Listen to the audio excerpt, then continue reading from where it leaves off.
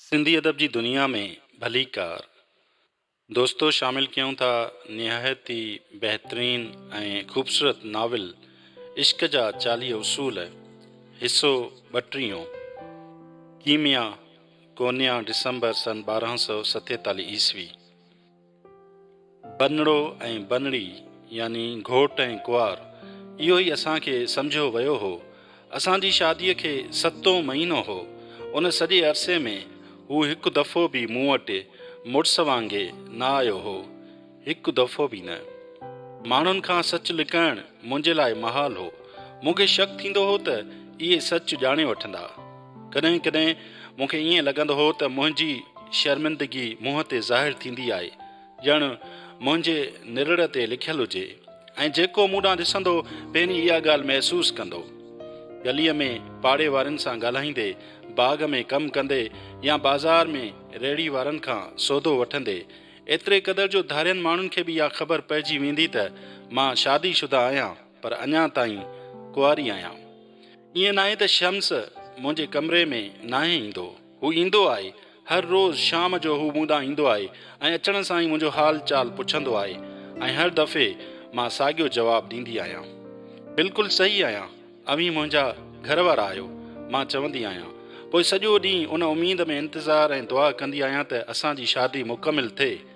पर जॾहिं हू मूं वटि ईंदो आहे त सिर्फ़ु अची वेहणु ऐं ॻाल्हियूं करणु चाहींदो आहे। खेसि गॾिजी पढ़ण में मज़ो ईंदो आहे। असां लैला मजनू, शीरीन फरहाद, यूसुफ ज़ुलेखा पढ़िया, गुलाब ऐं बुलबुल जा इश्किया दास्तान, उन्हनि आशिक़नि जा दास्तान जिन हर रुकावट जे बावजूदु हिक ॿिए खे चाहियो। मुखिया किरदारनि जी हिमत ऐं दिलेरी जे बावजूदु मूंखे इहे कहाणियूं परेशान कंदियूं हुयूं। शायदि इहो न करे जो मां ॼाणा पई त मां एतिरी मोहबत कॾहिं बि हासिलु न करे सघंदसि। जॾहिं इहे किस्सा न पढ़ंदा हुआसीं त शम्स इस्लाम जे सैलानी आरफनि जा 40 उसूल मज़हब इश्क जे बुनियादी उसूलनि ते ॻाल्हाईंदो हो। हिकु दफ़े हुन हिकु उसूल सम्झाईंदे मुंहिंजी हंज में हथु रखियो। होरियां होरियां हुन पंहिंजूं अखियूं पूरियूं। संदसि आवाज़ सरगोशीअ में बदिलजंदो वियो। पोइ खेसि निंड अची वई। मुंहिंजूं आङुरियूं संदसि डिघनि वारनि में फिरणु लॻियूं ऐं मुंहिंजे लबनि संदसि पेशानी चुमी। अखियूं खोलण खां अॻु वारी साहत अज़लियत लॻी रही हुई। हुन मूंखे हेठि छिकियो ऐं पाबूह मंझां चुमियो। इहो असां ॿिन्ही लाइ सभ खां वधीक पुरमुसरत लम्हो हो। पर बसि एतिरो ई। उन ॾींहं ताईं संदसि जिस्म मूं लाइ हिकु नाआशना जाइ हुई, जीअं मुंहिंजो जिस्म हुन लाइ हो। उन्हनि 7 महीननि जे दौरान मां पिणु केतिरा ई दफ़ा संदसि कमरे में वयसि, पर हर दफ़े बिना ॿुधाइण जे हली वेंदी हुअसि। मां मुंझल हूंदी हुयसि त हू छा चवंदो। शम्स जे मिज़ाज जो काथो लॻाइणु नामुमकिन हो। कॾहिं कॾहिं हू एतिरो नरम मिज़ाज ऐं प्यार कंदड़ हूंदो हो जो मूंखां हर तकलीफ़ विसरी वेंदी हुई। पर वरी कंहिं वक़्तु हू बेहद चिड़चिड़ो हूंदो हो। हिक भेरे मूंखे ॾिसी हुन पंहिंजे कमरे जो दर ज़ोर सां बंदि कयो ऐं रड़कंदे चयाईं त हू अकेलो रहणु चाहे थो। मूं तौहीन महसूसु करणु ईअं सिखी वरिती हुई, जीअं इहो सिखियो हुयुमि त जॾहिं हू गहरे मुराक़बे में हुजे त खेसि का ज़हमत न ॾियां। शादीअ खां पोइ केतिरनि ई महीननि ताईं मूं पुरसुकून नज़र अचण जो ढोंग कयो। ॿियनि लाइ न, पर पंहिंजो पाण लाइ। मूं शम्स खे मुड़ुस खां अलावा ॿिए हर रिश्ते हिकु दोस्त, रूहानी साथी, रहनुमा, एतिरे क़दुरु जो हिकु पुट जी हैसियत में ॾिसण लाइ पाण खे ज़ोर भरियो। इहो ॾींहुं ऐं संदसि मिज़ाज ते मुनहसिर कंदो हो। खेसि हिकिड़े न ॿिए रूप में ॾिसंदी हुयसि। पंहिंजे तसवुर में खेसि मुख़्तलिफ़ लिबासनि में ॾिसंदी हुयसि। कुझु देरि लाइ उन मंतक़ कमु कयो। वधीक उमेद न रखंदे मूं पंहिंजी ॻाल्हि ॿोल ते ग़ौर करणु शुरू कयो। इहा ॻाल्हि मूंखे ॾाढो ख़ुशि कंदी हुई त हू मुंहिंजे ख़्यालनि खे सहाराईंदो हो ऐं वधीक ग़ौरो फ़िक्रु करण लाइ हिमथाईंदो हो।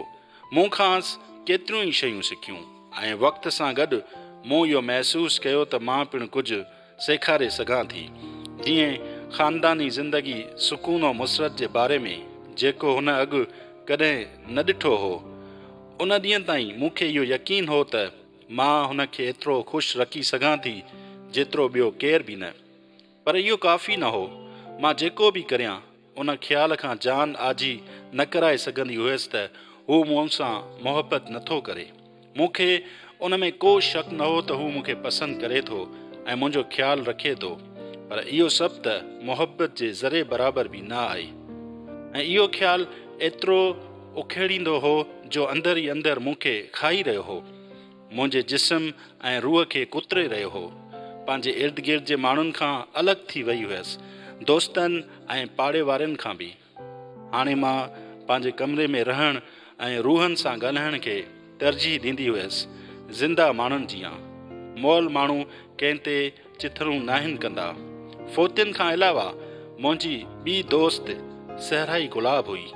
ॿिन्ही जी हिकु जहिड़ी ख़्वाहिश, माण्हुनि जी निगाहनि खां दूर रहणु।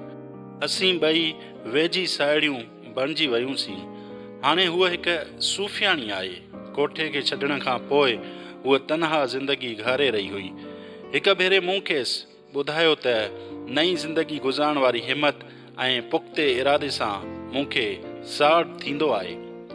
हुन कंधु धोड़ींदे चयो, पर मूं नई ज़िंदगी शुरू नाहे कई।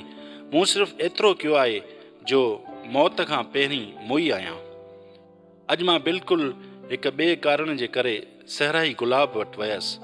मूं पंहिंजो सब्र बरक़रार रखण ऐं साणसि आराम सां ॻाल्हाइण जो सोचियो हो, पर जीअं ई मां अंदरि घिड़यसि, मूं सुदिका भरणु शुरू कया। कीमिया, तूं ठीकु आहीं? हुन परेशानी वचां पुछियो। मां बहितर महसूसु नथी करियां, मूं एतिराफ़ कयो। मूंखे लॻे थो मूंखे तुंहिंजी ज़रूरत आहे। बिल्कुलु, मां तुंहिंजे लाइ छा थी करे सघां? हुन पुछियो। शम्स जी ॻाल्हि आहे, हू मुंहिंजे वेझो नथो अचे। मुंहिंजो मतिलबु आहे त हू उन तरह नथो अचे। मूं अटकंदे अटकंदे चयो, पर ॻाल्हि पूरी कयमि। मां पंहिंजो पाण खे हुन लाइ पुरकशिश बणाइणु चाहियां थी। मां चाहियां थी त तूं मूंखे ॿुधाए त कीअं करियां। सहराई गुलाब हिकु आह भरी। मूं कसम खयो हो त पाक रहंदसि ऐं एतिरे क़दुरु जो जहिड़ी रीत औरत मर्द खे ख़ुशि करण जो सोचींदी आहे, उन तरह सोचींदसि बि न, उन थकल आवाज़ में चयो। पर तूं पंहिंजो अहद टोड़ण न पई वञी, तूं बसि मुंहिंजी मदद करण पई वञे। ॼाणण त मां चाहियां थी त शम्स खे कीअं ख़ुशि कजे, मूं मिंथ कंदे चयो। शम्स पंहिंजे ख़्याल वारो माण्हू आहे, सहराई गुलाब आवाज़ आहिस्ते कंदे चयो, ॼण डिॼंदी हुजे। मूंखे नथो लॻे त हुन ताईं रसण जो इहो तरीक़ो सही आहे, पर हू हिकु मर्द आहे। छा सभु मर्द आदम जा पुट ऐं जिस्म जा पाबंद न आहिनि? कहिड़े बि ख़्याल जो हुजे, जिस्म त असां सभिनी खे अता कयो वियो आहे। शम्स जो जिस्म बि आहे, छा ईअं नाहे? हा, पर सहराई गुलाब पंहिंजी तस्बीह खईं ऐं आङुर सां हिकु मणियो सोरियो। महिरबानी कर, मूं लीलायो। सिर्फ़ु तूं ई आहीं जंहिं ते मां भरोसो करे सघां थी। 7 महीना थी विया आहिनि। हर सुबुह मां पंहिंजे सीने ते साॻे बार सां उथां थी। हर राति लुड़क हारींदे सुम्हां थी। ईअं नथो हली सघे। मूंखे पंहिंजे मुड़ुस खे उत्साहण जी ज़रूरत आहे। सहराई गुलाब कुझु न चयो। मूं पंहिंजो रओ लाथो ऐं संदसि कंधु मथे करे पाण ॾांहुं ॾिसण लाइ ज़ोर भरियमि। सच ॿुधाए, छा मां एतिरी बदसूरत आहियां? मूं पुछियो। बिल्कुलु बि न कीमिया, तूं ख़ूबसूरत नौजवान औरत आहीं। पोइ मुंहिंजी मदद कर, मूंखे मर्द जी दिलि ॾांहुं वेंदड़ रस्तो ॿुधाए। मूं वरी चयो। मर्द जी दिलि ताईं वेंदड़ रस्तो कॾहिं कॾहिं औरत खे पंहिंजो पाण खां ॾाढो दूरि वठी वेंदो आहे, मुंहिंजी मिठी। हुन चयो। मूंखे परवाह नाहे, जेतिरो परे वठी वञे मां वञण लाइ तयारु आहियां, मूं चयो। सहराई गुलाब, कोन्या, दिसंबर सन 1247 ईस्वी। बेअख्तियार रोईंदे हूअ मुंहिंजी मदद लाइ ॿाॾाईंदी रही। संदसि मुंहुं सुजी वियो हो, छाती उभामियल ऐं तेसीं सुॾकंदी रही जेसीं मूं संदसि मदद जी हामी न भरी। तोड़े जो मूं खेसि तसली ॾिनी हुई, पर अंदरि ई अंदरि इहो ॼातो थी त उहो मायूस कुन हो। मूंखे ख़बर हुई त मां कॾहिं बि संदसि मुतालबो पूरो न करे सघंदसि। अञा ताईं मां हैरान आहियां त मूं उन अलमीअ खे ईंदे छो न ॾिठो। पछताव में कढ़ंदे पंहिंजो पाण खां हर हर पुछंदी हुयसि त मां एतिरी लापरवाह कीअं थी वियसि जो इहो बि न ॾिठुमि त शयूं एतिरो ख़ौफ़नाक रुख अख़्तियार कंदियूं। पर जंहिं ॾींहुं हूअ मदद लाइ मूं वटि आई, उन ॾींहुं खेसि मायूस मोटाइण जो सवाल ई न पैदा थियो। महिरबानी कर मूंखे सेखार। मुंहिंजो हथु झले हुन मिंथ मेड़ कई। जहिड़ी तरह संदसि सुठी परवरिश कई वई हुई, उमीद रखण जो को जवाज़ ई न हो, पर पोइ बि हूअ सरापा उमीद हुई। उन में कहिड़ो नुक़सानु थी सघे थो। जॾहिं मुंहिंजी दिलि नरम थियण लॻी त मूं सोचियो हूअ पंहिंजे मुड़ुस खे ई त रिझाइणु चाहे थी, कंहिं गैर खे त न। हुन वटि सिर्फ़ु हिकिड़ो मक़सदु हो, मुहबत। पोइ इहा कंहिं ग़लती जो सबबु कीअं थी बणिजी सघे। संदसि जज़्बात शायदि तमामु घणा मज़बूत हुआ, पर उहे हिलाल हुआ। छा उहे हिलाल न हुआ? हिकु हिलाल जज़्बो मुंहिंजो अंदरि कंहिं शइ में जकड़ियल महसूसु थियो, पर इहो सभु कुदरत जी अता हुई। मूं उनखे बेज़रर ॼाणे उन ॾांहुं वञण जो फ़ैसिलो कयो। कीमिया जी मदद कई। ही ॻोठाणी छोकिरी जंहिं वटि हुस्न जो तसवुरु सिर्फ़ु हथनि ते मेहंदी हणणु हो, मूं खेसि ॿुधायो त कहिड़ी तरह पाण खे पुरकशिश ऐं ख़ूबसूरत बणाइजे। हू हिकु हरीस शागिर्दियाणी हुई जेका सिखण लाइ जोश में हुई। मूं खेसि ख़ुशबूदार गुसुल वठणु सेखारियो, संदसि जिस्म खे तेल ऐं रोगन सां नरम कयो ऐं संदसि मुंहं ते खीर ऐं माखीअ जो लेप कयुमि। वारनि में लॻाइण लाइ मूं खेसि अंबर जा मोती ॾिना त जीअं संदसि मथे में ख़ुशबू देर ताईं रहे। ख़ुशबूदार ॿूटनि जो तेल, कीमोमाइल, सदाबहार, थाइम, नरगिस, फूदने ऐं ज़ैतून जो तेल। मूं खेसि ॿुधायो त कीअं हणजनि ऐं उन्हनि मां हर हिकु राति जो कहिड़ी तरह ख़ुशबू पखेड़ींदो आहे। पोइ मूं खेसि ॾेखारियो त पंहिंजा ॾंद कीअं अछा कजनि, उन्हनि खे कीअं रंग हणिजे। संदसि अखियुनि ते कजल लॻायुमि, चपनि ऐं गलनि खे ॻाढ़ो कयुमि। वारनि खे सिधो ऐं चमकंदड़ कीअं कजे। गॾिजी बाज़ारि वियासीं, उतां रेशमी लिबास वरितोसीं, अहिड़ो जेको हुन अॻु कॾहिं न ॾिठो हो। पोइ मूं हुनखे सेखारियो त पंहिंजे वर जे अॻियां उन जिस्म खे जेको खेसि ख़ुदा अता कयो आहे तंहिंखे कीअं इस्तेमालु कजे। हुनखे इहो सभु सेखारण में 2 हफ़्ता लॻा। उन ॾींहुं मूं कीमिया खे शम्स लाइ ईअं तयारु कयो जीअं को रेढार पंहिंजी रिढ खे क़ुर्बान करण लाइ तयारु करे। मोतियुनि जो टिको, झूमर ऐं ॿिया ज़ेवर पाराए मूं खेसि मुड़ुस लाइ तयारु कयो। उहा एतिरी हसीन पई लॻी जो मूं हुन तां नज़र हटाइणु मुश्किल हो। तयारी जो हुन मरहले मां गुज़रण खां पोइ कीमिया हिकु ना तजुर्बेगार छोकिरी मां फिराक जे लाइ बरंदड़ औरत बणिजी चुकी हुई। अहिड़ी औरत जेका पंहिंजे महबूब मुड़ुस लाइ एॾो वॾो क़दम खणी रही हुई। कीमिया खे आख़िरी दफ़ो जांचींदे मूंखे हज़रत यूसुफ ऐं ज़ुलेखा जे किसे जी हिकु क़ुरानी आयत यादि आई। कीमिया वांगुरु ज़ुलेखा बि उन शख़्स जी तवजा जी तलबगार हुई जेको खेसि नज़र भरे ॾिसंदो बि न हो। जॾहिं शहर जूं औरतूं हसद ऐं अदावत मंझां उन जे बारे में घटि वधि ॻाल्हाइण लॻियूं त ज़ुलेखा खेनि दावत ते घुरायो। उन्हनि मां हर हिक खे हुन चाकू ॾिनो ऐं हुन यूसुफ खे चयो, ॿाहिरि अचु हिननि अॻियां। जॾहिं उन्हनि यूसुफ खे ॾिठो त संदनि वात फाटी पिया ऐं उन्हनि पंहिंजूं आङुरियूं वढे छॾियूं ऐं सदा बुलंद कई, या ख़ुदा असांजी हिफ़ाज़त कर, ही को इंसान न आहे, हू ॿियो कोन पर हिकु नेक फ़रिश्तो आहे। उन बेखूद मुहबत लाइ ज़ुलेखा खे कीअं थो ॾोही करार ॾेई सघिजे। मां कीअं पई लॻां? कीमिया निकाब लॻाइण खां अॻु पुछो। शानदार, तुंहिंजो मुड़ुसु न सिर्फ़ु तोखे प्यारु कंदो पर प्यारु वठण लाइ वराए वराए तो वटि ईंदो। मुंहिंजो इहो ई मतिलबु हो जेको मूं पुछो। मूंखे पक हुई त उहे शम्स खे मोहे विझंदी, जीअं रस सां भरियल गुल माखीअ खे मोहींदो आहे। इहो ॿुधी संदसि अखियुनि में गुमान जी हिकु लहर उभरी आई जंहिं मूंखे अंदरि ई अंदरि कुझु बुरो थियण जी चेतावनी ॾिनी, पर मूं खेसि न रोकियो। मूंखे सही परोड़णु घुरिजे हा। मूंखे बर वक़्तु शयुनि जे बिगाड़ खे महसूसु करणु घुरिजे हा। जेसीं ताईं मां जीअरी रहंदसि पंहिंजो पाण खे बख़्शे न सघंदी हुअसि। कीमिया, कोन्या, दिसंबर सन 1247 ईस्वी। बहादुर ऐं तेज़ शम्स तब्रेज़ मुहबत जे बारे में तमामु घणो ॼाणे थो, पर हिकु शइ जे बारे में हू कुझु बि नथो ॼाणे, बेमोट मुहबत जो दर्द। जंहिं राति सहराई गुलाब मूंखे तयारु कयो। मां जोश ऐं हिमत सां भरपूर पंहिंजे अंदर जी उन ताक़त खां बेख़बर हुयसि। कपिड़नि जी सरसराहट, अतर जी सुगंध ऐं गुलाबनि जी सुरहाण मूंखे अणॼातल तरह बहादुर ठाहे छॾियो हो। घर अची मूं आरसीअ में पंहिंजो अक्स ॾिठो।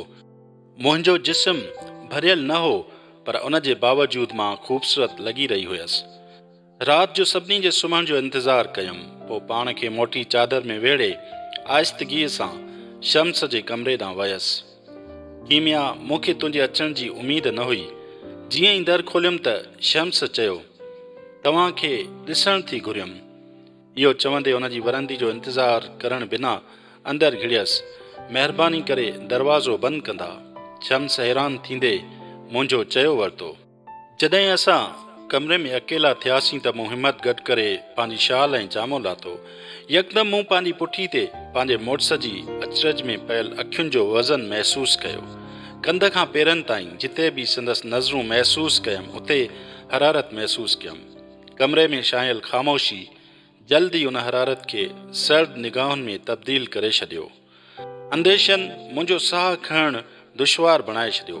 शम्स आॾो मुंहिंजो अरियां मन मोहींदड़ जिस्म ईअं हो ॼण का जन्नत जी हूर। ॻूढ़ी सांत में असां ॿाहिरां ईंदड़ हवा जे आवाज़, उन्हाहिनि कूकनि ऐं ड्रेजालींदड़ आवाज़नि खे ॿुधण लॻासीं। तोखे छा थो लॻे? तूं छा पई करें? उन सर्द महरीअ सां पुछो। मां तोखे चाहियां थी, पंहिंजे आवाज़ खे हिमत करे पाताल मां छिके ॿाहिरि कढियुमि ऐं वराणियुमि। शम्स तबरेज़ अची मुंहिंजे भरिसां बीठो ऐं ज़ोर भरण लॻो त मां संदसि अखियुनि में निहारियां। मुंहिंजी टंगुनि मां साहु निकिरण लॻो, पर मां उतां कोन चुरियसि। उन जे बजाए मूं खेसि भाकुरनि में भरियो ऐं प्यारु करणु लॻसि। संदसि कननि में प्यार जा मिठड़ा ॿोल चवणु लॻसि। पुठी ते हथु फेरींदे संदसि ख़ुशबू खे पंहिंजे अंदरि लहणु लॻसि। जीअं सहराई गुलाब सम्झायो हो, सफ़ा तीअं खेसि प्यारु कयुमि। शम्स यकदमि पोइते उछल खाधी, ॼण कंहिं ॿरंदड़ छोले खे छुही वरितो हुअईं। तूं सम्झे थी त तूं मूंखे चाहीं थी, पर न, तूं पंहिंजी बेहूदगी खे तस्कीन पहुचाइण थी चाहीं। मूं पंहिंजूं ॿाहूं संदसि ॻिची जो हार कयूं ऐं खेसि चुमणु लॻसि। सहराई गुलाब जूं सम्झायल मर्द खे ख़ुशि कंदड़ मन मोहींदड़ हरकतूं कयमि। ज़रे घटि लज़तुनि जे वाचूड़े हेठि अचण वारा हुआसीं जो शम्स मूंखे रोकियो ऐं परे धिकियो। तो मूंखे नाउमीद कयो आहे कीमिया। छा हाणे तूं हितां वञी सघें थी? संदसि चहिरो बेतासुर ऐं लहजो सख़्तो, कावड़, बेज़ारियत, ॾुख, तमामु अहसासनि खां आरी। मुंहिंजे लाइ फ़ैसिलो करणु मुश्किल आहे त मूंखे संदसि लहजे जी सख़्ती वधीक रंजायो या बेतासुर चहिरे। इहा मुंहिंजी ज़िंदगीअ जी बदतरीन ज़िलत हुई। पंहिंजो लिबास खणण लाइ झुकियसि, पर अहिड़े शदीद ॾकणी तारी थी जो रेशमी कपिड़ो बि न पिए झले सघियसि। जल्दीअ में लोही में पाण खे वेढ़ियमि, पर पंहिंजी उघड़ लिकाइण में नाकाम रहियसि। डोड़ंदी कमरे मां निकितसि, हुन खां परे, प्यार जे उन तसवुराती ख़्याल खां परे जेको कमरे में दाख़िल थींदे मूं सां गॾु हो। मूं ॿीहर शम्स खे न ॾिठो। उन ॾींहं खां पोइ मां कमरे मां कोन निकितसि। सॼो ॾींहुं बिस्तर ते पई हूंदी हुयसि। ईअं ॾींहं गुज़रण लॻा। हिकु हफ़्तो, ॿियो हफ़्तो, ऐं पोइ मूं ॾींहं ॻणणु छॾे ॾिना। जिस्म जी सॼी ताक़त होरियां होरियां निकिरी वई हुई। सिर्फ़ु मुंहिंजूं तिरियूं ज़िंदा लॻंदियूं हुयूं। खेनि शम्स जी लम्स ऐं हरारत जीआरे रखियो हो। मूंखे जॾहिं इहा ख़बर न हुई त मौत जी बि ख़ुशबू हूंदी आहे, तॾहिं हिकु तेज़ बूइ खे मूं चौधारी महसूसु कयो। तेज़ बुख़ार ऐं गशी जी हालत में मूं पाड़े वारनि खे, मिटनि माइटनि ऐं साहेड़ियुनि खे अयादत लाइ ईंदे ॾिठो। कीरा लड़कियल मुंहुं ऐं सुजल अखियुनि सां पीड़ा मंझां मुरकंदे मुंहिंजी तंदुरुस्ती जो इंतज़ारु करे रही हुई। ख़ुदा जी फटकार हुजे हुन काफ़िर ते। हीअ मासूम छोकिरी हुन जे करे दिलि शिकस्ता थी बीमार थी पई आहे। सफ़िया चयो। मूं जवाबु ॾियण जी कोशिशि कई, पर आवाज़ निड़ी मई अटकी गुम थी वियो। तव्हां अहिड़ियूं ॻाल्हियूं कीअं था चई सघो? छा हू ख़ुदा आहे? कीरा चयो। तव्हां हिकु फ़ानी इंसान खे ख़ुदा सां कीअं था मनसूब करे सघो? उन्हनि ते कीरा जी ॻाल्हि जो असरु न थियो। मूं महसूसु करे वरितो हो त मुंहिंजो चवणु या कीरा जो हिननि खे मुतमइन करण लाइ नाकाफ़ी हो। मुंहिंजी बीमारी हिन लाइ शम्स सां नफ़रत जो हिकु ॿियो जवाज़ हो। जल्दी अदमियत जी हालत में अची वियसि, अदमियत जी धारा में वहण लॻसि, जिते सभु रंग अछे रंग में समाइजी विया हुआ ऐं तमामु आवाज़ सरडाटुनि में तब्दील थी चुका हुआ। शुनाख़्त जी सघ विञाए चुकी हुयसि। पसे मंज़र में ईंदड़ माण्हुनि जा आवाज़ बूंभियूं वांगुरु कननि में महसूस थींदा हुआ। ख़बर नाहे शम्स मुंहिंजे कमरे में आयो बि हो या न, शायदि हू कॾहिं न आयो हुजे, या शायदि आयो हुजे पर कमरे में मौजूदु औरतुनि खेसि अंदरि न अचणु ॾिनो हुजे, या आख़िरकार हू आयो हुजे ऐं मुंहिंजे बिस्तरे ते वेही नई वॼाई हुजाई, मुंहिंजे रूह लाइ दुआ कई हुजाई। मां हुन सां नाराज़ न हुयसि, न ई चिड़ियल हुयसि। उन वक़्त में जॾहिं मां ख़ालिस शऊर जी दाराह में वेही रही हुयसि, तॾहिं मां कीअं थी सघियसि। ख़ुदा तमामु घणो महिरबान, हमदर्द ऐं हिकमत वारो आहे। शम्स जे कमरे में सजी संवरी वञण जे 10 ॾींहंनि खां पोइ मां बीमार थियसि। 10 ॾींहं बीमार रहण खां पोइ हिकु मुकमिल अदम जी दरिया में ॿुॾी वियसि। उते मां पंहिंजे क़ल्बी राहत में तरंदी रहियसि। नेठ काथो लॻायमि त क़ुरान जो गहरो मुतालो उन वांगुरु हूंदो, लामहदूदियत में हिकु धिको, ऐं इहो वहंदड़ पाणी मूंखे फना खां बका ॾांहुं लोड़े वियो।